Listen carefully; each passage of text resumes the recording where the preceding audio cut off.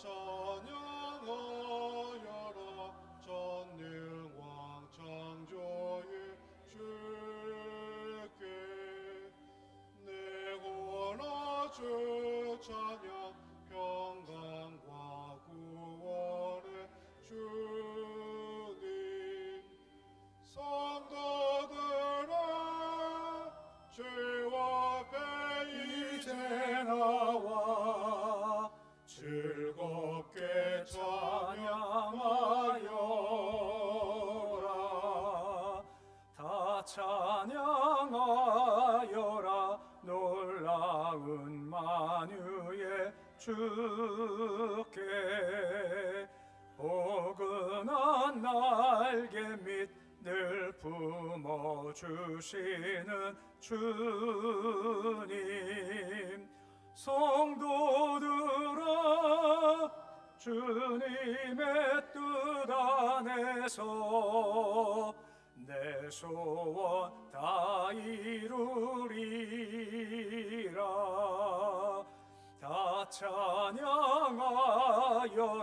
온 몸과 마음을 바쳐 이 세상 만물이 주 앞에 다 나와 찬양 성도들아 기쁘게 소리 높여 영원히 찬양하여라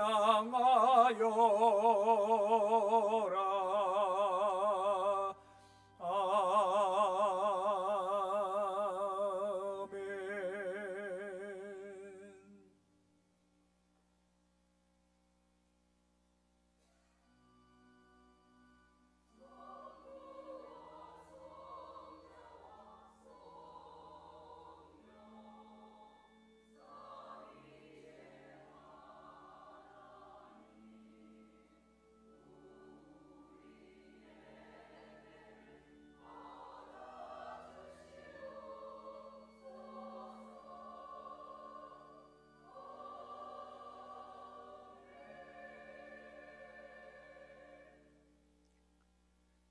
내가 만일 내 입으로 예수를 주로 시인하며 또 하나님께서 그를 죽은 자 가운데서 살리신 것을 내 마음에 믿으면 구원을 받으리라.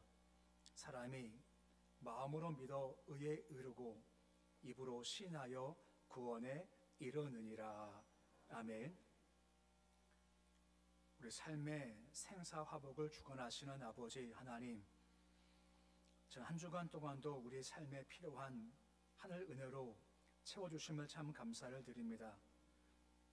거룩한 주일에 이 시간 주의 음성 기억하며 예배하기 위해 우리가 모여 싸우니 우리 경배, 찬양 기쁘게 받아주시옵소서. 이 예배가 우리 마음을 새롭게 하고 영혼의 갈급함을 해소시켜주는 생명수가 흐르는 산 예배가 되게 해 주시며 기도하는 문제가 응답 얻도록 도와주시옵소서. 인생 걸어갈 때 여러 가지 약함도 있고 누림도 있습니다. 예배 드리며 약한 부분이 회복되게 하시고 눌림에서부터 벗어날 수 있는 참 예배 될 수 있도록 도와주시옵소서. 예수님의 이름으로 기도드립니다. 아멘.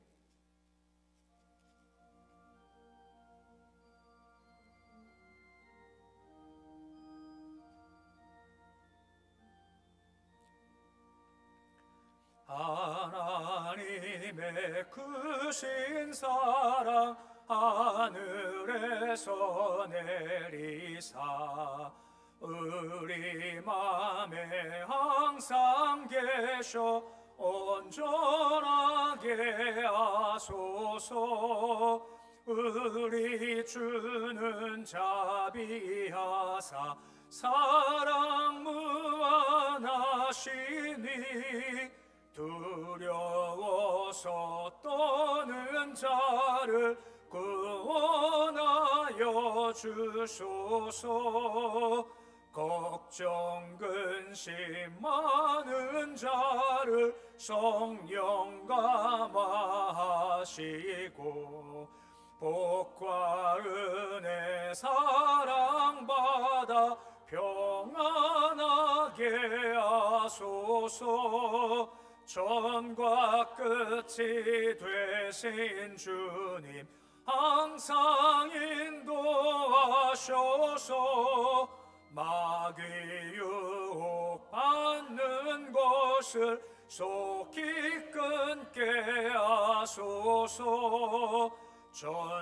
전능하신 아버지여 주의 능력 주시고 우리 맘에 임하셔서 떠나가지 마소서. 주께 영광 항상 돌려 천사처럼 섬기며 주의 사랑 영영토록 찬송하게 하소서. 우리들이 거듭나서 흠이 없게 하시고 주의 크신 구원받아 온전하게 하소서. 영광에서 영광으로 천국까지 이루러 크신 사랑 감격하여 경배하게 하소서.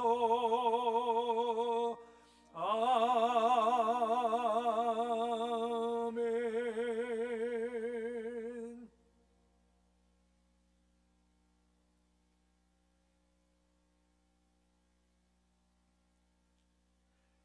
오호라 너희 모든 목마른 자들아 물로 나오라.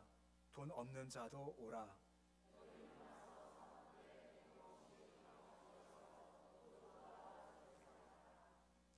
너희가 어찌하여 양식이 아닌 것을 위하여 은을 달아주며 내게 듣고 들을지어다. 그리하면 너희가 좋은 것을 먹을 것이며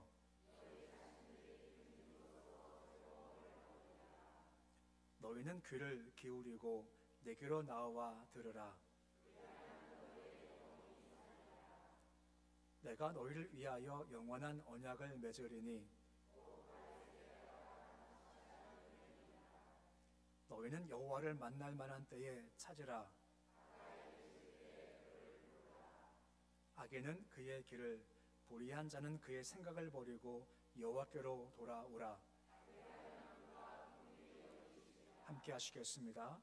우리 하나님께로 돌아오라. 그가 너그럽게 용서하시리라. 아멘. 나는 전능하신 아버지 하나님, 천지의 창조주를 믿습니다. 나는 그의 유일하신 아들 우리 주 예수 그리스도를 믿습니다. 그는 성령으로 잉태되어 동정녀 마리아에게서 나시고 본디오 빌라도에게 고난을 받아 십자가에 못 박혀 죽으시고 장사된 지 사흘 만에 죽은 자 가운데서 다시 살아나셨으며 하늘에 오르시어 전능하신 아버지 하나님 우편에 앉아 계시다가 거기로부터 살아있는 자와 죽은 자를 심판하러 오십니다. 나는 성령을 믿으며 거룩한 공교회와 성도의 교제와 죄를 용서받는 것과 몸의 부활과 영생을 믿습니다. 아멘.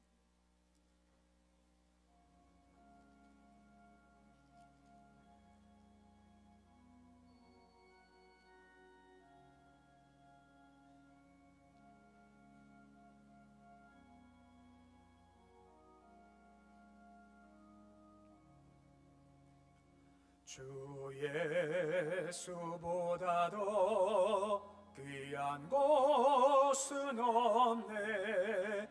이 세상 부귀와 바꿀 수 없네. 영죽은 내 대신 돌아가신 그 놀라운 사랑 잊지 못해. 세상 즐거움 다 버리고 세상 자랑 다 버렸네. 주 예수보다도 귀한 곳은 없네.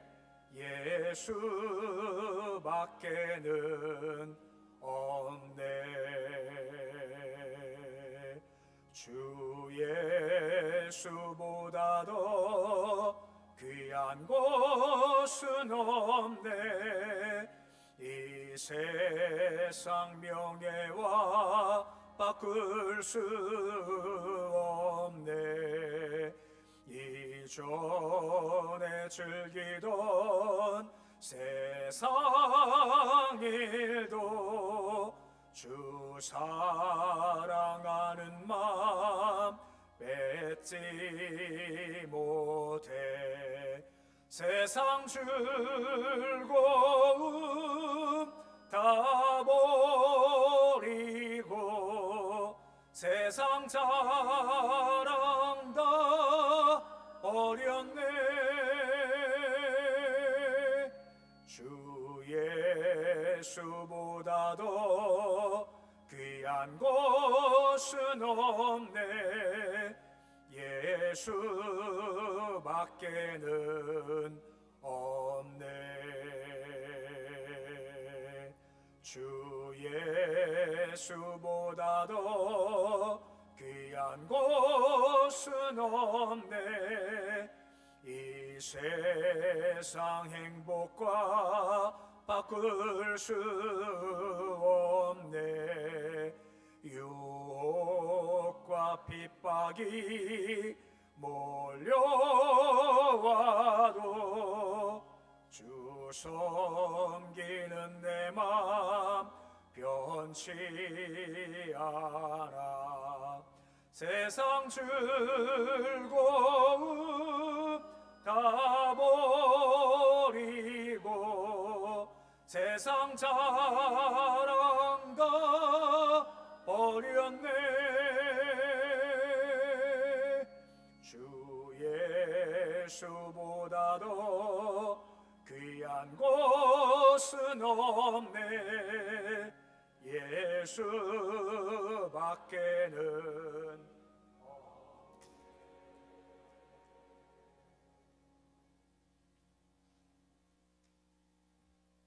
기도하시겠습니다.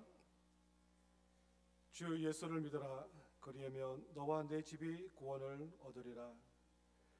태초의 말씀으로 천지를 창조하시고 우리의 생사화복을 주관하시며 처음과 나중이 되시는 전능하시며 사랑이 많으신 창조주 하나님, 주님께서 창조하신 세상 만물에 이름을 짓게 하시고 잘 다스리시게 하기 위하여 주님의 형상대로 사람을 만드사 그 코에 생기를 넣어 생명이 되게 하셔서 지금 이 시간까지 인류를 번성케 하신 주님의 그 크신 사랑과 한없는 은혜에 무한 감사를 드립니다.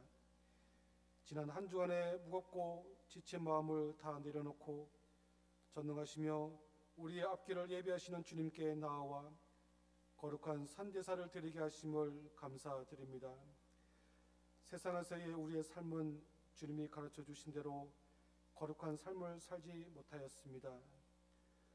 남보다 더하였으며 믿지 않는 사람보다 더 못한 삶을 살아왔음을 고백하오니 우리의 죄를 용서하여 주시옵시고 세상의 모진 풍파에도 좌로나 우로나 치우치지 않고 오직 주님이 가르쳐 주신 대로 빛과 소금의 역할을 잘 감당하는 우리 건주한교회 성도 되게 하옵소서. 하루에 호흡을 주심도 감사하며 새벽이 물러가고 밝은 날을 주심도 감사드립니다. 오늘 주님께 거룩한 산제사를 드릴 수 있도록 세상의 모든 것을 내려놓고 주님께서 세우신 거진중앙교회로 발걸음을 인도하게 하심도 감사드립니다. 목사님의 말씀을 통해 귀한 하나님의 말씀을 듣게 하심도 감사드리며 한 주간의 삶에 감사하며 정성껏 귀한 예물을 드릴 수 있음에 감사드립니다. 무엇보다도 추석을 맞이하여 온 가족이 한 곳에 모여서 주님께 영광된 예배를 드리게 하심을 감사드립니다. 이제 풍성한 수확을 기대하는 가을이 찾아왔으며 또 내일은 온 가족이 모여 주님께 감사의 예배를 드리는 추석입니다. 고향을 오가는 소식이 모두 기쁜 소식이 되게 하옵시며 무엇보다도 이 모든 것이 하나님의 한없는 은혜임을 늘 감사하는 성도 되게 하옵소서. 무화과 나무에 열매가 없고 소출이 없고 외양간에 송아지가 없어도 여호와의 은혜로 인해 늘 감사하는 추석 한가위가 되게 하옵시며 고향을 오가는 발걸음을 가볍게 하시고 주님께서 친히 운전대를 잡아주셔서 이번 추석에는 단 한 건의 안전사고가 일어나지 않도록 주께서 은혜 허락하여 주시옵소서. 늘 기도하며 이웃 구제와 복음 전파에 최선을 다하는 거진중앙교회 되게 하시며 북한 선교와 세계 선교에도 늘 앞장서는 우리 교회 되게 하옵소서. 오늘 말씀을 통해 말씀을 전해 주실 목사님 홀로 두지 마시고 성령의 두루마리를 더딥혀 주사 그 말씀을 통해 우리의 골수가 쪼개지고 치료받고 위로받고 회복해야 되는 은혜의 능력이 되는 말씀이 되게 하옵소서. 오늘 여러 사정으로 인해 교회에 참석하지 못한 주의 자녀 모두 주의 자녀이오니 그들에게 지금 참여한 주의 자녀와 같이 큰 복을 내려 주시옵소서. 예배를 위해 이모적으로 수고하는 모든 봉사의 손길과 찬양으로 영광 돌리는 호산나의 찬양대의 찬양을 기뻐받아 주시옵소서. 감사드리며 예수님의 이름으로 기도드립니다. 아멘.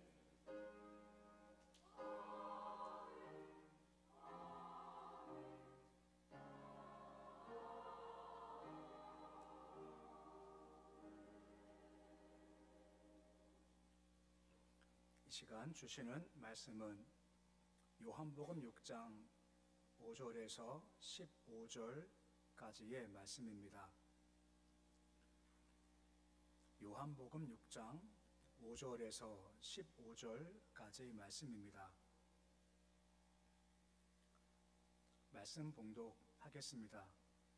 예수께서 눈을 들어 큰 무리가 자기에게로 오는 것을 보시고 빌립에게 이르시되 우리가 어디서 떡을 사서 이 사람들을 먹이겠느냐 하시니 이렇게 말씀하심은 친히 어떻게 하실지를 아시고 빌립을 시험하고자 하심이라.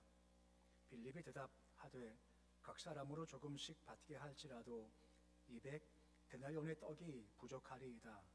제자 중 하나 곧 시몬 베드로의 형제 안드레가 예수께 여짜오되 여기 한 아이가 있어 보리떡 5개와 물고기 2마리를 가지고 있나이다. 그러나 그것이 이 많은 사람에게 얼마나 되겠사옵나이까.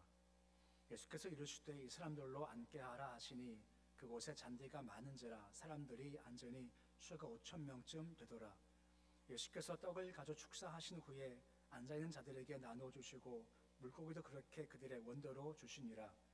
그들이 배부른 후에 예수께서 제자들에게 이르시되 남은 조각을 거두고 버리는 것이 없게 하라 하시므로 이에 거두니 보리떡 5개로 먹고 남은 조각이 12바구니에 차더라. 그 사람들이 예수께서 행하신 이 표적을 보고 말하되 이는 참으로 세상에 오실 그 선지자라 하더라.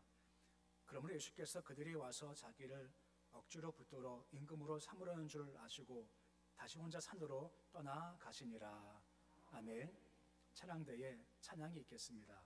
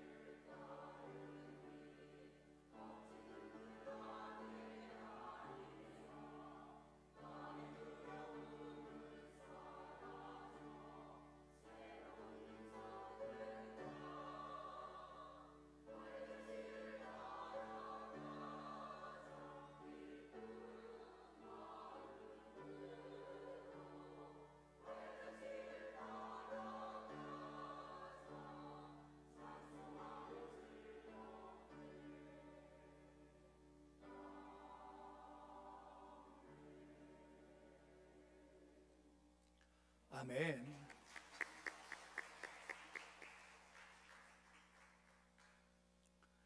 하나님은 살아 계십니다. 예배 중 임하신 성령님 은혜 가운데 우리 마음이 부드러워져서 무슨 말씀하시던 아멘으로 받고 그 안에서 우리 심령이 회복되고 새로워지는 시간 되실 수 있기를 우리 주 이름으로 축원해 드립니다. 앞당겨 축복하시겠습니다. 성령 충만하십시오. 나가도 복 들어가도 복 많이 받으세요.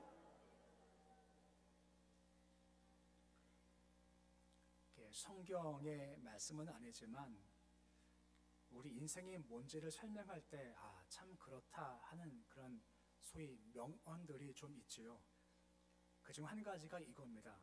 아마 들어보셨을 텐데 우리 인생은 멀리서 보면 다 희극이고 가까이 보면 다 비극이다 하는 말이 있습니다. 그러니까 멀리서 보면 저 집은 뭐 문제도 없지, 걱정도 없지, 항상 좋기만 해라고 하지만 가까이 보면 다 아픔이 있고 슬픔이고 괴로움이 다 있다라고 하는 겁니다.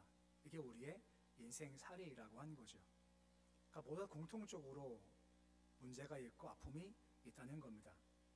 이게 큰 문제건 작은 문제건 아니면 당장 생긴 문제건 아니면 오래된 문제든 간에 문제가 분명히 있다는 겁니다. 하지만 한편 문제가 있지만 우리한텐 좋은 소식도 있습니다. 그것이 무엇입니까? 그 문제가 해결된다라고 하는 겁니다. 단 주께서 해결해 주신다라고 하는 거죠. 문제가 해결될 뿐 아니라 오히려 문제를 넘어서서 기적을 경험할 수가 있다라고 하는 겁니다. 그래서 문제가 도리어 기적의 재료가 된다는 거죠. 성경 말씀 보면 공통적인 것이 무엇인가요? 기적은 평범하면서 시작되는 것이 결코 아니고 언제나 문제에서부터 시작된다라고 하는 거죠. 이 말은 문제가 늘 기적의 시작과 재료가 된다는 겁니다. 한 친구가 중풍병으로 누워 있습니다. 그때 4명 친구가 어떻게 했습니까? 들것에 한 명을 데리고 예수께로 갔죠. 결과가 무엇입니까? 기적을 맛보지 않습니까? 그가 회복됐고 또한 죄사함까지 받게 되는 겁니다. 앞에 홍해가 있습니다. 큰 문제였지만 어떻게 되었나? 흙가 갈라졌고 통과했고 반대로 애굽의 군대가 몰살된 기적을 경험했다라고 하는 것입니다. 문제가 있을 수 있죠. 하지만 이것을 주께 나아가면 내 아픔 때문에 내 문제 때문에 기적이 생길 수가 있고 우리가 주께로부터 생기는 기적을 경험할 수가 있다는 겁니다. 단 조건이 있습니다. 예수께 나아간다라고 하는 겁니다. 기적은 주의 능력으로 말미암아 내 힘 이상 결과가 나에게 주어진다는 겁니다. 보통은 내 힘 때문에 얻는 결과를 가지고 살아가지 않습니까? 내가 힘을 다해서 10의 힘을 다해요. 내가 10을 얻게 되겠죠. 때로는 10이 아니라 11, 12를 얻을 겁니다. 하지만 거기까지죠. 하지만 기적은 주의 도우심을 말미암아 능력으로 말미암아 내 힘 이상이 나오게 된다라고 하는 것입니다. 그럼 중요한 것은 어떻게 우리가 기적을 경험할 수가 있을 건가라고 하는 것입니다. 먼저는 기적은 좋은 반응에서 온다라고 하는 겁니다. 좋은 반응이 뭐냐? 우리가 인간적인 생각과 계산의 먼저가 아니라 무조건 예수를 붙잡는 것이 좋은 반응인 겁니다. 오늘 말씀 오병이어 기적의 말씀입니다. 많은 사람이 예수를 쫓아왔지 않습니까? 시간 지체되어서 배고프게 되었고 기진하게 되었다라고 하죠. 모인 숫자가 남자만 5,000명, 많게 2만 명 정도라고 하지 않습니까? 아무것도 없었죠. 결과가 무엇입니까? 다 먹고도 12바구니가 남았다라고 설명되어 있습니다. 이 이야기는 마태, 마가, 누가, 요한복음 다 나와 있습니다. 이것은 그만큼 이것이 중요하다는 겁니다. 근데 마태, 마가, 누가 말고 요한복음만 나오는 독특한 것이 한 가지가 있습니다. 바로 빌립의 이야기입니다. 이것은 요한복음에만 나오는 겁니다. 본문 5절 말씀 보시 빌립한테 예수께서 물어보세요. 뭐라 물어보십니까? 어떻게 이 사람들을 먹이겠냐라고 물어보죠. 그 이유가 무엇 때문일까요? 6절 말씀 보시면 주께서 몰라서 물어보신 것이 아니라 어떻게 할지 아시지만 빌립을 시험하고자 하심이라 라고 하는 겁니다. 빌립을 테스트 하시겠다라고 하는 겁니다. 그래서 빌립한테 물어보시는 겁니다. 어떻게 하면 좋겠냐? 어떻게 먹이겠냐? 라고 말씀하시는 거죠. 이 빌립이 뭐라 반응합니까? 7절 말씀해 보시면 가장 마지막에 못한다고 해요. 뭐가 없다고 합니까? 한마디로 말하면 돈이 없습니다. 떡도 없고 돈도 없고 없어 못합니다 하는 것이 빌립의 반응인 겁니다. 근데 보통 우리가 보이는 반응이 바로 빌립과 같은 반응이다라고 하는 거죠. 문제가 생길 때, 위기가 왔었을 때 그래 주를 붙잡아야지 하는 것보다 먼저 우리는 빌립처럼 생각을 하고 계산을 먼저 한다라고 하는 것입니다. 물론 필요하죠. 생각해야죠. 계산해야죠. 하지만 기적은 생각과 계산이 아니라 예수를 붙잡을 때부터 올 수가 있다라고 하는 겁니다. 그러기에 빌립 함정이 우리 함정 될 수가 있기 때문에 함정이 빠지지 말자라고 하는 것입니다. 요즘 스포츠 가운데 야구가 정말 인기가 많지 않습니까? 얼마 뉴스 보니까 1200만 명이 야구를 봤다 할 정도 그만큼 인기가 많아요. 그런데 그 야구팀에 보면 선수가 있지만 또한 동시에 감독도 있고 코치가 있지 않습니까? 이 감독 코치가 하는 일이 뭐죠? 선수를 돕는 겁니다. 도와서 강점은 더 잘하게, 약점을 감춰서 극복할 수 있게 도와주는 게 감독과 코치 역할이지 않습니까? 선수들은 막 뛰지만 선수 자신은 내 약점이 뭔지 모를 때가 참 많아요. 예를 들어서 타자가 공을 치지 않습니까? 어떤 선수는 잘 치는데 몸쪽 공을 못 쳐요. 몸에 바짝 붙어온 걸 못 쳐요. 그러면 코치가 어떻게 합니까? 계속 공을 던져주는 겁니다. 왜 그렇죠? 괴롭히는 것이 아니라 네가 알라는 겁니다. 네 약점 이거야. 부족한 거 이거야. 그러니까 알고 극복해야 돼 하는 의미에서 계속 몸쪽에 공을 던져 넣는다라고 하는 것입니다. 마찬가지로 주님도 우리 약점을 잘 아시지 않습니까? 근데 문제가 뭐죠? 내가 잘 몰라요. 빌립 마찬가지입니다. 빌립도 약점이 있지 않습니까? 근데 빌립이 잘 몰라요. 너 괜찮지 말고 나 붙잡아야 돼. 이걸 알리시기 위해서 그를 시험하시고 테스트 하신다라고 하는 겁니다. 그래서 가끔 우리 삶 가운데 시험이 올 수가 있다라는 거죠. 창세기 22장의 말씀 보시면 주께서 아브라함한테 너 독자를 바치라 말씀하시지 않습니까? 그때 이 아브라함이 독자를 바치게 되었고 그 일 후에 다음과 같이 말씀이 이어집니다. 창세기 22장 12절 말씀 보시면 여호와께서 아세요. 뭘 아시죠?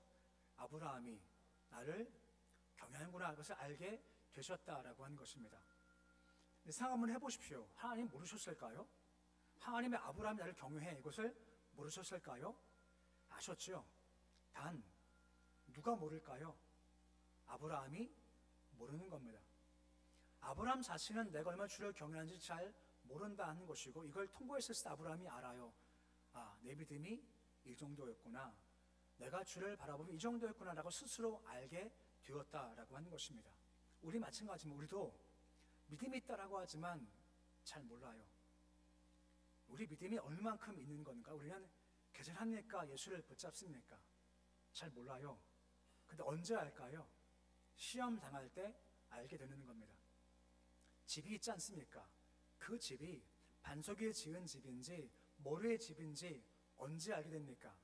비가 오고 홍수가 나봐야 이 집이 반석 위에 지은 집인지 모래의 집인지를 알게 된다라고 하는 겁니다. 시험을 당해봐야 내가 믿음이 이 정도인지 알 수 있다는 거죠. 어떤 분들은 시험 당했었을 때 야, 정말 내 믿음이 형편이었구나 한 것도 알 수도 있고 어떤 분들은 시험 당할 때 극복해서 야, 내가만큼 내가 성장한 것이구나라고 알 수가 있게 된다라고 하는 것입니다. 시험 있는 것은 넘어뜨리기 위함이 아니라 너 강건해야 돼. 약점이 이거야. 바른 길 걸어가야 돼. 하고 우리를 테스트하고 우리를 세우시기 위해서 시험을 주실 때가 있으시다는 겁니다. 문제가 뭘까요? 계산치 말고 생각보다 뭘 붙잡으라고요? 예수를 붙잡으라 라고 말씀해 주고 있는 겁니다. 모세한테 뭐라 말씀하시면 애굽에 가라 할 때 모세가 뭐라 말합니까? 못 간다고 하죠. 없다고 하는 겁니다. 먼저 생각을 얘기하지 않습니까? 병력도 없고 돈도 없고 결정적으로 뭘 못한다고 합니까? 말도 못합니다 해요. 그가 뭘 바라본 건가요? 보내주시는 주를 바라보지 않고 자기 생각을 먼저 붙잡기에 못 간다라고 하는 것입니다.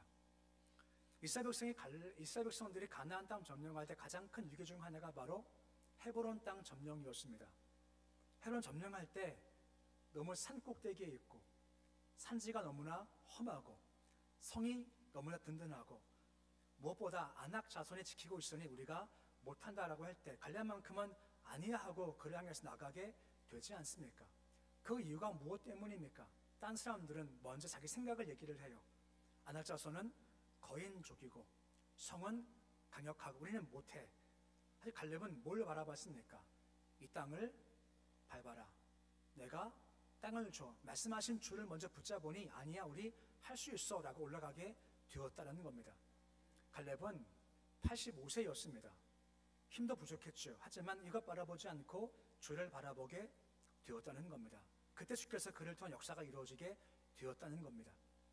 많은 경우 우리가 자칫 빌립과 같이 개선할 수 있고 생각 붙잡을 수 있죠. 하지만 그럴수록 기적은 점점 멀어지는 겁니다. 생각해 보십시오. 있다 해서 꼭 되는 거 아닙니다. 반대로 없다 해서 안 되는 것도 아닙니다. 중요한 것은 내가 지금 무엇을 붙잡는가라고 하는 겁니다. 예수 붙잡으면 안 되는 것 같지만 되어진다라고 하는 것, 그때 기적을 경험할 수가 있다는 겁니다. 사진 한 장을 보여드릴까요? 이 사진은요 옛날 사진입니다. 저도 이때는 어릴 때였기 때문에 그냥 말로만 들어보는 겁니다.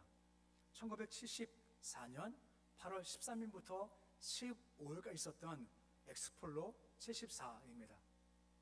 연세가 높으신 분들은 기억나실 거예요. 저때 여의도 광장에 수만이 모였죠. 기록에 의하면 당시 여의도 광장에 130만 명이 모였답니다. 저 뒤 강대상이 혹시 보이시나요? 그 찬양대석이 있죠. 찬양대원만요 8,000명이었다는 겁니다. 엄청나죠. 지금은 상상되는 일이 벌어진 거죠. 다음 사진 보시면요, 뭐 비슷한 사진이지만 정말 엄청나지 않습니까? 그냥 꽉 찼어요. 저 몰랐었는데 다음 사진 보시면 그때 우표가 나왔답니다. 저 우표가 그때 나온 우표라고 해요. 다음 사진 보여주실래요? 엑스폴로 74 기념 우표가 나올 정도로 정말 엄청났답니다. 저때 100만 명이 모였고 130만이 모였고 100만 명이 일어섰답니다. 헌신하겠습니다. 예수 믿겠습니다. 100만 명이 말입니다. 당시 우리 한국 안에 믿는다 하고 여긴 사람이 200만 명이었답니다. 200만 명 가운데 몇 명이 모였다고요? 130만 명이 모인 겁니다. 이게 엄청난 거예요. 그리고 130만 명 가운데 100만 명이 내가 헌신할 겁니다 하고 일어섰다라고 한다라고 하는 거죠. 기네스북에 의하면 합숙한 인원수가 32만 명이랍니다. 거기 그냥 잔 거죠. 밤에 철야할 때 50만 명이 철야했다라고 하는 겁니다. 그래서 반복해요. 상상이 안 된다고요. 지금은 꿈도 못 꿀 일이죠. 근데 이것이 된 이유가 무엇 때문입니까? 바로 예수를 붙잡은 거죠. 계산이요? 생각이요? 그럼 저거 못합니다. 그냥 예수 붙잡고 나갔으니 저것이 되어지는 겁니다. 200만 가운데 130만 명이 모였고 그중 100만 명이 예수를 고백했고 헌신하겠다라고 했고 전도할 때 무려 400만에게 복음을 전거한 걸 사람의 계산으로 하지 않은 겁니다. 예수를 붙잡았더니 이것이 되어지더라는 겁니다. 여기 기적이 생기기 시작한다라고 하는 것이 우리도 역시 마찬가지라는 거죠. 생각도 필요하고 그 전에 필요하지 먼저 예수를 붙잡는 것이 필요라고 하는 것입니다. 그때 공급이 있는 겁니다. 오늘 신비세계는 말씀입니다. 빌립보 4장 19절 말씀 보시면 뭐라 말씀해주고 있습니까? 우리 말씀 같이 함께 읽어보시겠습니다. 하나님이 그리스도 예수 안에 영광 가운데 그 풍성한 대로 너희 모든 쓸 것을 채우시리라 라고 말씀을 해주고 있습니다. 주께서 채우신대요. 항상 좋은 말씀이 뭐냐면요, 그 풍성한 대로 쓸 것을 채우시겠다는 겁니다. 우리 주의 풍성함입니다. 얼마나 풍성하실까요? 풍성한 가운데 우리에게 주신다라고 하는 겁니다. 식상하지만요, 제가 하도 얘기를 많이 해가지고 아시겠지만 바다 갔었을 때 바다에서 물독을 양은 뭐에 달려있습니까? 바닷물은 거의 한정이 없지 않습니까? 내가 간장그릇 가면 간장그릇 다 채워주는 거고 국그릇 가지면 대접 가져가면 그 드럼통 가져가면 다 채워져요. 바닷물은 한계가 없는 겁니다. 문제는 우리 믿음의 그릇의 크기라고 하는 거죠. 믿음코 주를 바라보면 주께서 풍성한 대로 공급해 주신다라고 하는 겁니다. 그러기에 주를 바라보십시오. 반복해 말씀하지만 생각할 때가 있고 계산 필요할 때 있겠지만 먼저가 예수를 붙잡는 겁니다. 그때 기적이 주어지게 된다는 겁니다. 이게 좋은 태도입니다. 또 한 가지 마지막은 기적은 작은 것을 드릴 때부터 시작되는 겁니다. 내가 볼 땐 참 작은 겁니다. 내가 볼 땐 참 보잘 것이 없어요. 하지만 주께 드리고 주가 쓰시면 놀라운 일이 벌어지게 된다라고 말씀해주고 있는 겁니다. 예수님의 공생애 가운데서 가장 큰 기적이다 싶은 어떤 기적이 좀 떠오르시나요? 가장 큰 기적 말입니다. 생각해봐도 예수께서 가장 일으키신 가장 큰 기적은 죽은 지 사흘 지나 썩어 냄새나는 나사로를 살린 것이 가장 큰 기적이다 여겨지는 겁니다. 하지만 그때 그 기적을 베풀어서 사람들이 놀랄 뿐이었지 예수를 왕 삼자라고 하지 않지 않습니까? 오늘 19절 말씀 보시면 사람들이 오병이어 기적 경험한 다음에 뭐라 합니까? 15절 말씀 보시면 예수를 붙들어서 임금으로 삼자라고 할 정도로 그만큼 큰 기적과 큰 충격이었다라고 하는 것입니다. 근데 그 큰 기적의 출발점이 뭐인지 아시지 않습니까? 한 아이가 등장하죠. 9절입니다. 한 아이가 있습니다. 가진 것이 뭐죠? 보리떡 5개, 물고기 2마리밖에 없지 않습니까? 이걸 드릴 때 가장 마지막에 뭐라 하며 드립니까? 이것이 얼마나 되겠습니까? 라고 하는 것입니다. 말씀을 전할 때요, 처음 말씀 듣는 사람들은요 알아요. 야, 큰 무리, 떡 5개, 생선 2마리, 야 너무 작은데 저 어떻게 하실까 하고 기대감이 있습니다. 우리는요 다 알아요. 오늘 본문 말씀 읽을 때부터 목사님 스트라이크 이거겠구나 다 머릿속에 꽉 차 있어요. 그래서요 마음에 감동이 별로 없어요. 떡 5개 갖고요 생선 2마리밖에 없으면 할 때 마음 가운데 이거 어떡하지, 너무 조금밖에 없는 건데 라고 탄식이 나와야 돼요. 그래야 이것이 은혜가 돼요. 아무튼 너무 작아요. 이거 얼마 되겠습니까? 너무 작은 건데 얼마 되겠습니까? 라고 하죠. 그만큼 작은 거죠. 근데 우리 인생 가운데서 큰 것마다 작은 것만 무시를 한다라는 거죠. 하지만 결과 그것은요 작은 것이 예수가 붙잡으면 큰 결과 차이가 온다라고 하는 것입니다. 혹시 1만 시간 법칙을 아시나요? 1만 시간 법칙, 곧 10,000시간 쌓여지면 그가 그 분야에서 최고가 된다 하지 않습니까? 1만 시간 쌓는 것이요 하루하루 쌓여가는 겁니다. 생각해 보십시오. 하루하루 새벽 예배를 쌓아가 보십시오. 하루하루 말씀을 쌓아가 보십시오. 하루하루 기도를 쌓아가 보십시오. 그리고 매주일마다 주일 성수 예배를 쌓아가 보십시오. 한 번, 2번은 차이가 나지 않지만 이것이 쌓이고 쌓이고 쌓이면 큰 차이가 생길 수가 있다는 겁니다. 당연하게도 매일 기도하는 사람과 뜨문뜨문한 사람 분명히 차이가 생길 수밖에 없다는 겁니다. 참 작아 보일지 모르겠지만 쌓일 때 동안 주께 사용하시면 큰 역사가 있게 되는 겁니다. 똑같진 않지만 모세가 살지 않습니까? 3달밖에 안 된 모세를 상자에 집어넣어서 띄어보냈죠. 누가 보죠? 바로 공주가 보지 않습니까? 히브리 아이야라고 정확히 알아요. 그러면 죽어야 돼요. 근데 안 죽였죠. 왜 안 죽였죠? 크게 말하면 은혜입니다.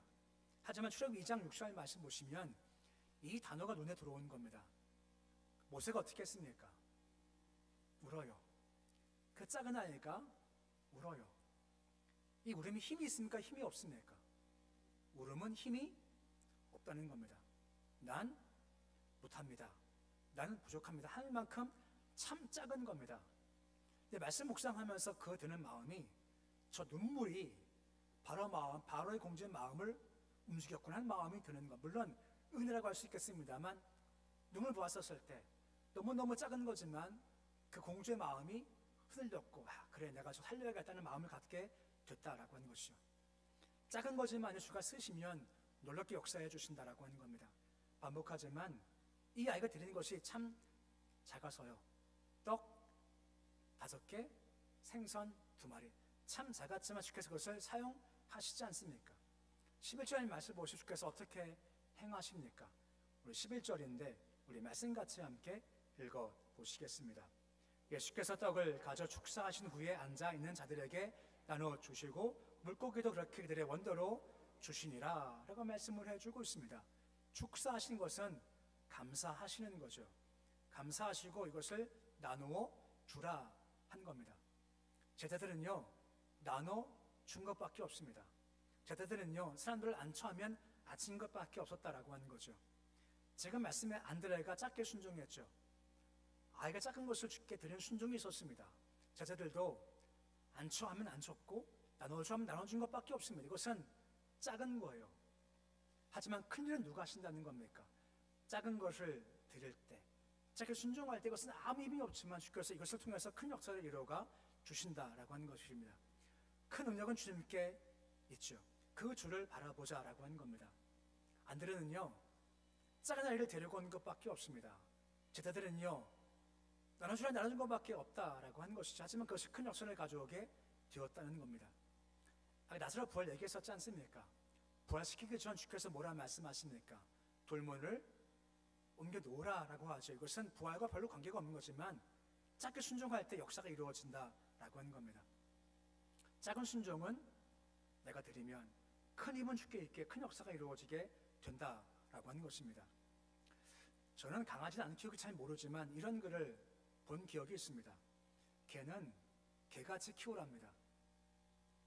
이게 만나를 틀리나요? 개는 개같이 키우래요. 이게 무슨 말일까요? 이런 말이랍니다. 개를 상전처럼 키우면 일찍 죽는데요. 개는 늑대과랍니다. 늑대과는 서열식이 강하대요. 가끔 영상 보면 한 10마리 개가 있으면 제일 높은 1등 개가 오면 다 뒤집어진답니다. 그리고 그 앞에 어리를 탁 숙이고 조아려요. 가끔 영상 보면 그렇더라고요.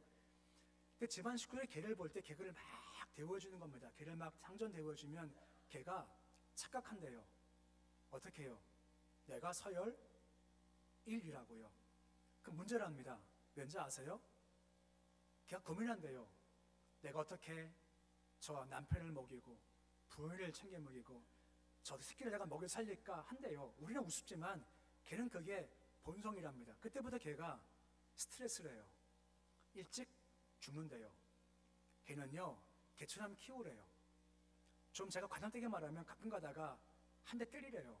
야, 너 아니야 하고 때리래요. 가끔 굶기래요. 너 나왔으면 죽어 하고 인식시키래요. 그래야 걔가 그 마음이 내가 먹을 사는구나라고 알고 그렇게 될 수 있다는 거죠. 좀 얘가 그렇지만 우리도 내 위치를 알아야죠.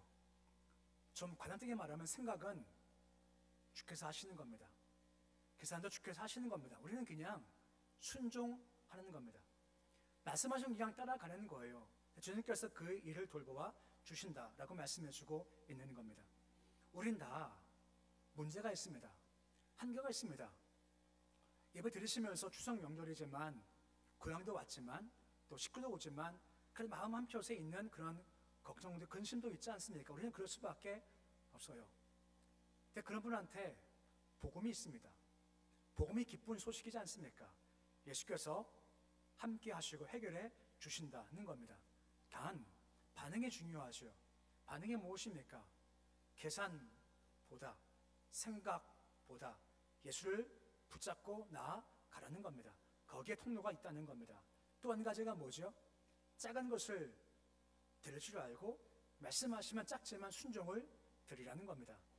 그 주께 사용해 주신다는 거죠. 이게 무슨 소용이 있을까 싶지만 아니고 주가 사용하시면 큰 역사가 펼쳐지게 된다는 겁니다. 큰 능력은 주께 있습니다.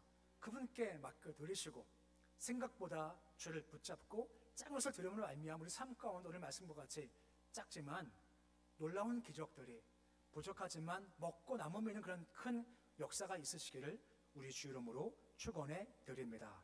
기도하겠습니다. 아버지 하나님, 우린 피조물입니다. 하나님은 창조주이십니다. 그래 우리가 하나님과 나 사이의 차이를 알고 생각과 계산보다 먼저 말씀하시고 부르신 예수를 먼저 붙잡기를 소망하며 작지만 드릴 줄도 알게 하시고 부족하지만 순종을 말씀하 순종 드릴 수 있도록 주님 도와주옵소서. 큰 능력은 주님께 있습니다. 주가 행하시니 작은 것을 가지고 이만만 먹고 12바구니 남았습니다. 주 우리도 이런 기적을 경험하기 소망합니다. 추석을 맞아서 즐거운 것도 있지만 한편 마음 가운데 어두움도 있고 절망도 있습니다. 하지만 예수 붙잡게 하여 주시옵시고 주께 순종해서 오늘도 행하시는 역사와 기적을 경험토록 주여 인도하여 주시옵소서. 예수님의 이름으로 기도드립니다. 아멘.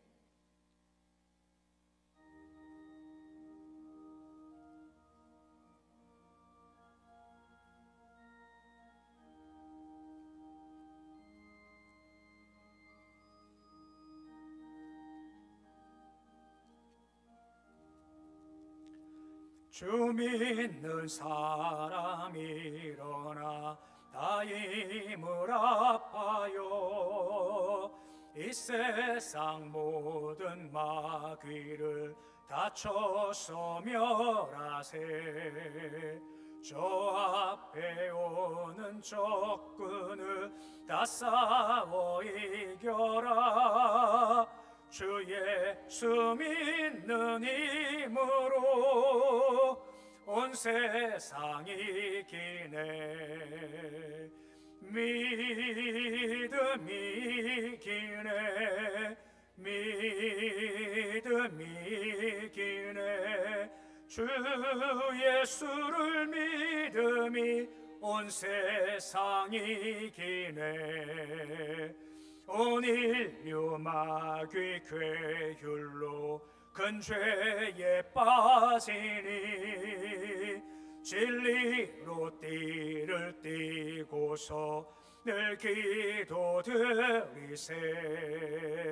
참 믿고 의지하면서 겁없이 나갈 때 주 예수 믿는 힘으로 온 세상이 이기네.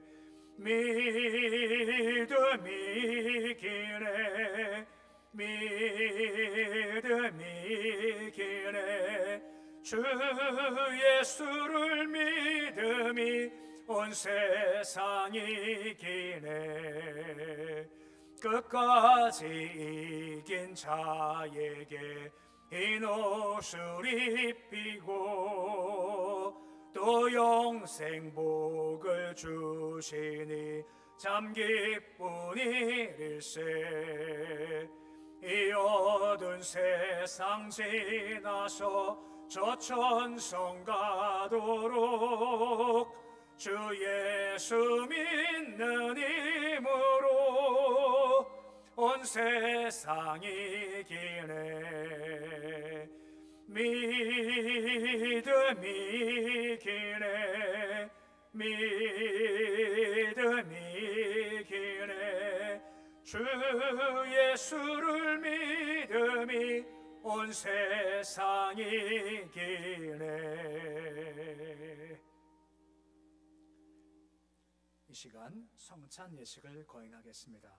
먼저 기도하시겠습니다. 은혜로우신 아버지 하나님, 오늘도 새 달의 첫째 주를 맞아서 이 시간 주의 성찬에 함께 참여하고자 합니다. 성령 우리 마음 가운데 부드러운 마음을 주셔서 이 성찬 예식이 우리 마음 가운데 감동과 은혜로 다가오기를 소망합니다. 떡을 대하며 잔을 대할 때 예수의 몸과 피를 대하는 마음도 허락하여 주시옵시고 십자가 은혜가 우리 심령가는 가득한 귀한 성찬 예식 될 수 있도록 은혜 더해 주시옵소서. 예수님의 이름으로 기도드립니다. 아멘. 144장 1절과 2절 찬양하시겠습니다.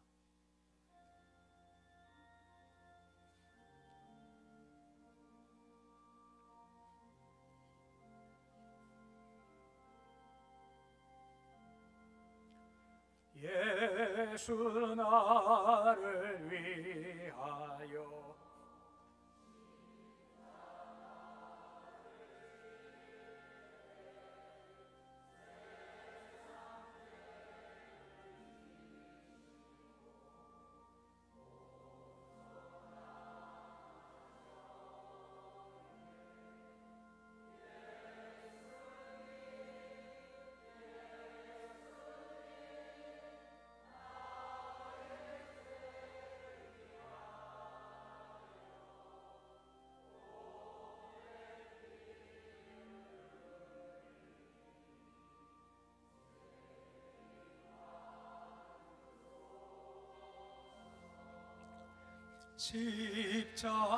십자가를 지심은 무슨 죄가 있나. 저 무지한 사람들 메시아 죽였네. 예수님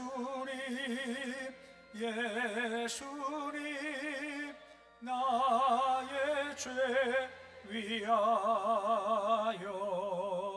법의 피를 흘리니 죄인 받으소서.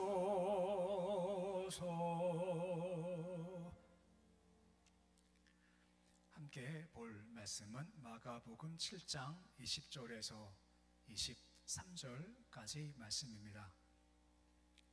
말씀 봉독하겠습니다. 또 이르시되 사람에게서 나오는 그것이 사람을 더럽게 하느니라.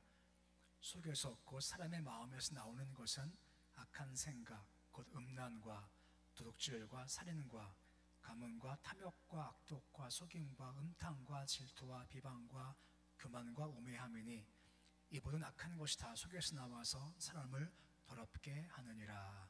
아멘. 바리새인들이 제자들을 보니까 손을 씻지 않은 더러운 손으로 음식을 먹고 있는 것을 본 겁니다.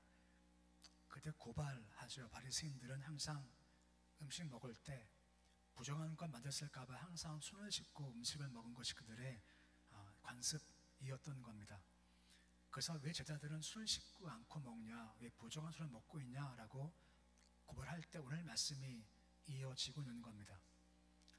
예수님 대답은 이겁니다. 한번 생각해 보라는 겁니다. 밖에서 들어감이 사람을 더럽게 하냐, 아니면 안에서 나오는 거 사람을 더럽게 하냐라고 묻고 계신다라고 하는 겁니다. 마가복음 7장 6절에 보시면 너희가 외식한다라고 하죠. 외식을 말씀하시면서 입술로 나는 공경하지만 속은 나와 멀어라고 말씀해 주고 있는 겁니다. 곧 입술로는 그럴듯하게 주면 경외합니다라고 하지 마음은 그렇지가 않다는 외식을 말씀하고 있으시다라고 하는 겁니다. 근데 주님은 뭘 보십니까? 외모를 보십니까? 중심을 보십니까? 그 중심을 난 본다라고 하는 겁니다. 바리새인들은 외모를 중시 여기지만 난 아니야. 난 중심을 보고 있고 그것이 중요하다라고 말씀해 주고 있는 겁니다. 그래서 물어보세요. 23절 말씀에 보시면 뭐라 말씀해 주고 있습니까? 악한 게 다 속에서 나와 사람을 더럽힌다라고 하는 겁니다. 우리 속이 문제라는 거죠. 그러면 속에 악한 것이 무엇입니까? 21절 말씀 보시면 악한 생각이라고 하죠. 보시면 음란, 득질, 살인. 22절에 간음, 탐욕, 악독, 속임, 음탕, 질투, 비방, 교만, 오매합니다 라고 말씀해 주고 있는 겁니다. 중요한 것은 손을 씻는 것이 아니라 우리 마음 씻는 게 더 중요하다라는 겁니다. 왜냐하면 마음을 씻겨야 주께서 보실 때 온전할 수가 있기 때문이라고 하는 거죠. 근데 문제가 뭐죠? 우리는 스스로 우리 안을 씻을 수가 없는 것이 우리의 문제라는 겁니다. 아무리 다짐해도 속은 씻지 못해요. 그 예수께서 십자가에서 물과 피를 흘리신 이유가 무엇 때문입니까? 그 물과 피가 우리 속을 깨끗이 씻을 수가 있으시다라고 하는 것입니다. 그래서야 우리 삶을 온전할 수가 있다는 겁니다. 오늘 성찬식을 대하면 성찬식 때 여러 가지 의미가 있겠지만 오늘은 한 가지를 좀 다짐하고자 합니다. 주님, 제 안이 지금 참 더럽습니다. 겉에 볼 때는 괜찮다 할지 모르겠지만 속은 말씀과 같이 참 더럽습니다. 성찬에 떡을 대하며 잔을 대하면서 몸과 피가 우리 안에 들어와서 우리 안이 씻김받기 원합니다 하는 마음 가져서 속이 깨끗해져야죠. 제가 이 이야기도 수십 번 했습니다. 오늘 하면 100번째 할 것 같습니다. 뭐냐면 제가 어릴 때 봤던 드라마 얘기 아마 기억나실 거예요. 옛날 사극인데 선비가 어느 분이 가져왔던 비누를 처음 소개받은 겁니다. 비누 소개받은 거예요. 비누 설명할 때 더러운 옷, 빨래 비누로 닦으면 깨끗해진다는 겁니다. 들은 선비가, 우리 많이 들어보셨죠? 제가 한 말을 어떻게 했습니까? 비누를 꿀떡 삼켰습니다. 옆에서 왜 그러냐고 먹은 거 아니라고 해서 선비가 뭐라 말합니까? 이 비누가 더러운 빨래를 딱 깨끗이 하듯이 내 안이 깨끗게 하고 싶어 하는 마음껏 먹었다는 겁니다. 이건 믿으나 안 믿으나 양심 있으면 한결같이 느끼는 갈등들이라는 겁니다. 우리 갈등하지 않습니까? 밖에서 볼 땐 사람들이 뭐 괜찮아 하지만 속은 내가 알고 예수가 아시지 않습니까? 오늘 성찬식을 대하면서 다시 반복하지만 주님, 제 안에 참 더럽습니다. 오늘 이 성찬식을 대하면서 주님, 우리 안이 깨끗하게 씻김받기 원하고 그 결과 속이 깨끗하게 겉도 깨끗하고 주께서 보실 땐 참 좋다 하는 마음 회복해 주옵소서 하는 마음 성찬식 참하는 모습이 되실 수 있으시기를 우리 주 이름으로 축원해 드립니다. 기도하겠습니다. 아버지, 시간 성찬식을 대합니다. 도우셔서 우리 몸과 마음이 깨끗해지기 원합니다. 성모님, 우리 더럽습니다. 깨끗게 해 주시옵소서. 예수님의 이름으로 기도드립니다. 아멘. 144장 3절 찬양하시겠습니다.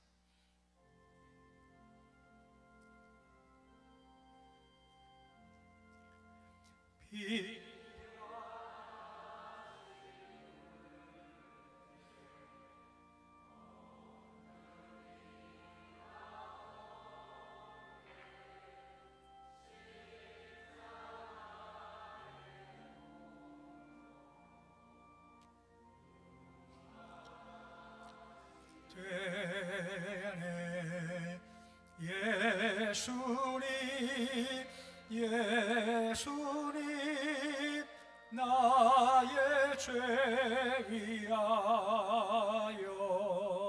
보배 피를 흘리니 죄인 받으소서.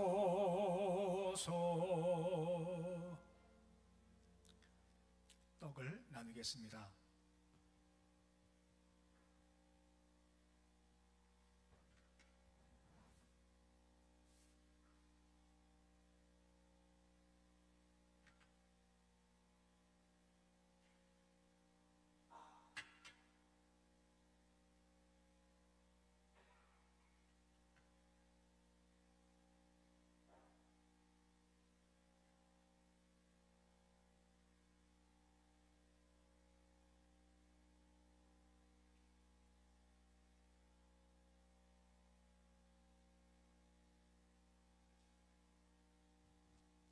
기도하겠습니다. 주께서 아프시는 밤에 떡을 가지고 축사하시고 이건 내 몸이다 말씀하셨습니다. 성령님, 우리가 단순히 떡이 아니라 예수의 몸을 대하기 원합니다. 우리의 더러움 때문에, 우리의 죄 때문에 돌아가신 찢기신 몸 기억하게 하시고 예수 바라보면서 애통하게 하시고 회개하시도록 도와주시옵소서. 예수님의 이름으로 기도드립니다. 아멘.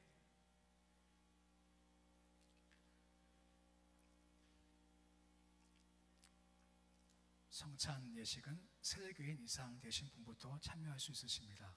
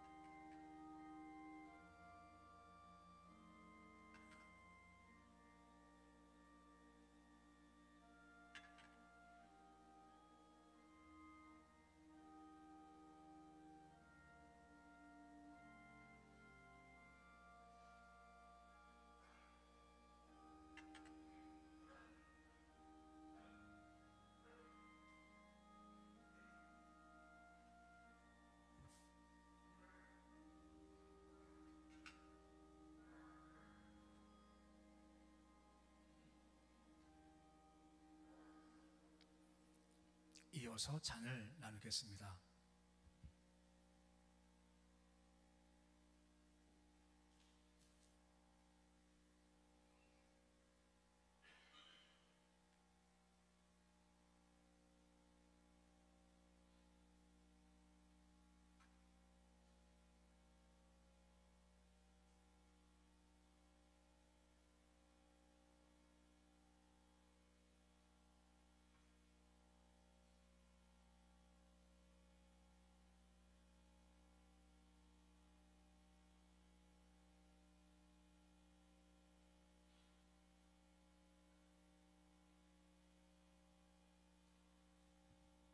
기도하겠습니다. 직후 잔 가지고 축사하시면서 이건 내 몸에 흘리는 피다 하고 잔을 나눠주셨습니다. 이 시간 단순히 잔이 아니라 우리 마음이 예수의 피를 대하는 시간이 되게 오시기 원합니다. 우리 담당하셔서 십자가를 내신 예수의 고통과 목마름과 괴로움도 알게 하시고, 그러기 우리가 죄에서 벗어나 마음 깨끗해 의로운 길을 잘 걸어갈 수 있는 결단과 다짐의 시간 될 수 있도록 도와주시옵소서. 예수님의 이름으로 기도드립니다. 아멘.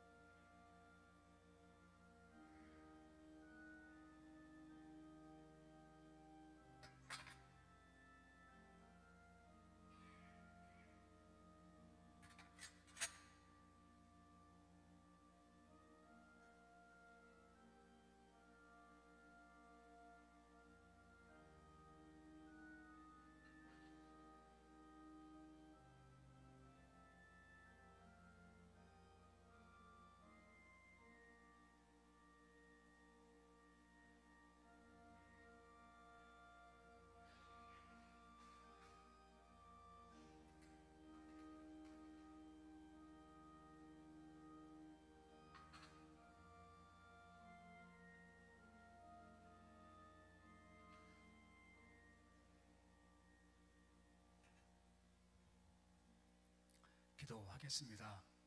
아버지 하나님, 은혜 가운데 성찬식 참여케 하셔 감사드립니다.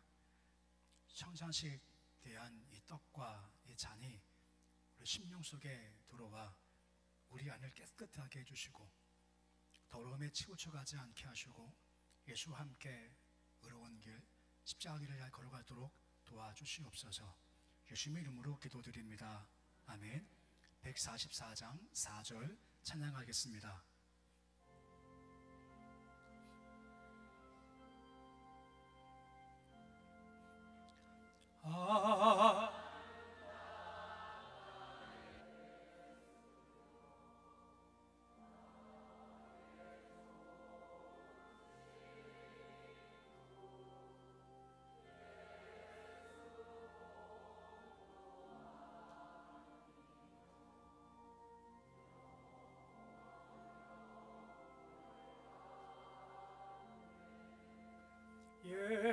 예수님,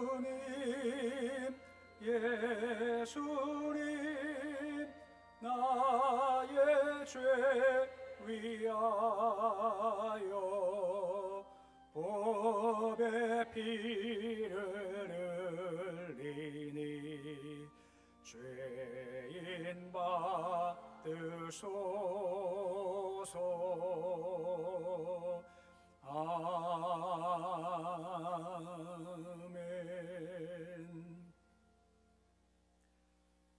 아버지, 시간 예배 드리며 주신 바 은혜 계약하며 예물 드린 손길들이 있습니다. 주신 거 다 주가 주신 겁니다.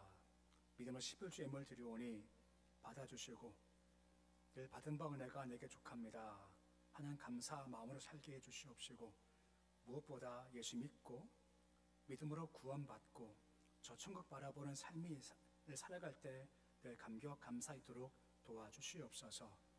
감사 예물 드립니다. 주가 주신 축복 너무 커 마음 담아 감사 예물 드리오니 받아주시옵시고 그 손길마다 맞는 축복을 내려주시기를 소망합니다. 늘 좋으심 가운데 그 첫사랑 첫마음 잊지 않고 회복하도록 주님 도와주시옵시고 늘 허락한 은혜가 감격에 넘치는 복된 삶 살도록 도와주시옵소서.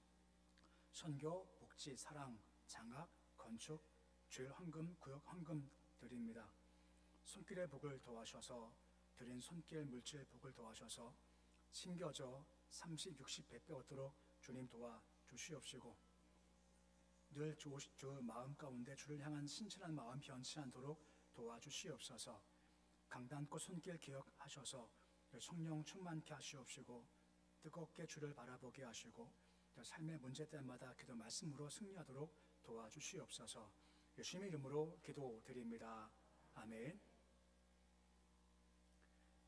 교회 소식을 말씀을 드리겠습니다. 오늘 예배 보니까 지역 오신 분들 또 가족분들 또 많이 나오셔서 감사를 드립니다.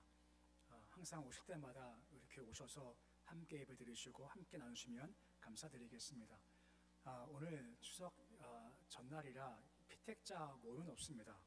대신 밖에 나가실 때 지난주 나눠드렸습니다만 추석 감사 예배 순서제가 밖에 인쇄되어 있습니다. 필요하신 분들은 가져가시고 혹시 많이 했지만 부족하신 말씀하시면 더 복사해 놓겠습니다. 이번 주 금요일 날 연합 구역 예배가 있습니다. 명절 끝이어서 모이기 좀 가정에서 힘들어서 그냥 교회에서 연합 예배를 드리고자 합니다. 함께 하실 분들 잊지 마시고 7시까지 그 나오시면 감사를 드리겠습니다. 오늘 명절 전날이라 주방에서 오늘 식사를 준비하지 못했습니다. 대신 별미를 준비했습니다. 사발면입니다. 네, 그래서 혹시 필요하신 분은 집에 가서 맛있는 거 드시겠지만 또 오후 예배 드리시고 하실 분은 남아 계시니까 좀 같이 드시고 사발면과 밥도 있습니다. 김치도 있습니다. 아시죠? 같이 교제하시면 감사하겠습니다. 그리고 한 분을 좀 소개해 드리고 좀 싶네요. 저 제일 뒤에 보시면 함종윤 성도님이 나와 계십니다.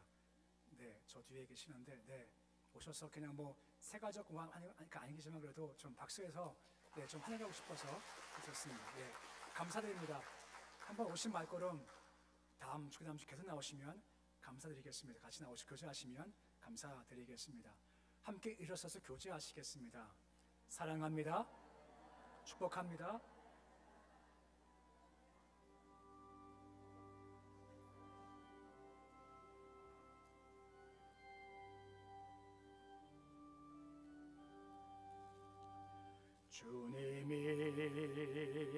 뜻하신 일 헤아리기 어렵더라도 언제나 주 뜻 안에 내가 있음을 아노라.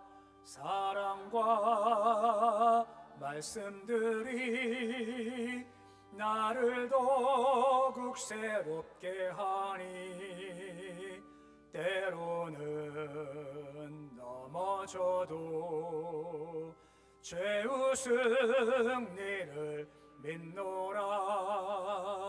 이 믿음 더욱 굳세라. 주가 지켜주신다. 어두운 밤에도 주의 밝은 빛 인도하여 주신다. 이 믿음 더욱 굳세라. 주가 지켜주신다. 어두운 밤에도 주의 밝은 빛 인도하여 주신다.